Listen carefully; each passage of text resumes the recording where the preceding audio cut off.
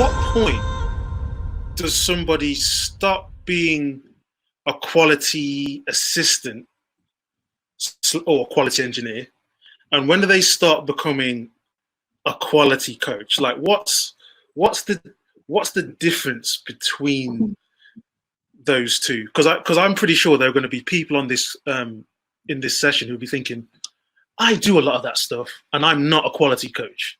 Or at least that's not my job title. Well, it's not your job title either, but it's the role that you're filling. So what would you say is the difference between a typical quality engineer, quality assistance role and a quality coach role? How do those two things differ?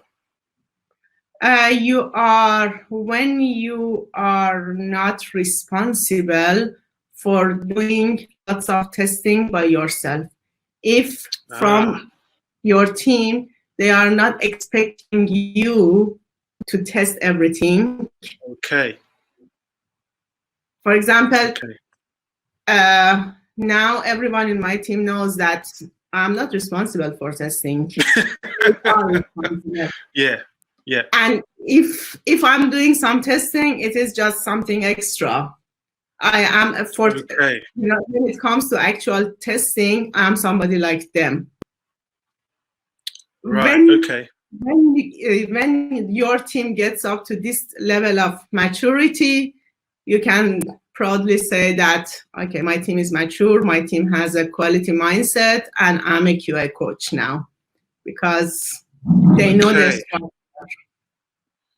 Okay. But if you can start in a kind of immature team, which still don't have that experience, and your vision is getting to that level, you are a coach, because you have the vision and you are driving your team to get to that level. I like that. So if your intention is to get to the point where the testing happens, even though you're not responsible for doing it yourself, the team takes care of it, you're a quality coach. Yes. That is awesome. Because you are driving your team there. That is awesome. Okay. Thank you very much indeed.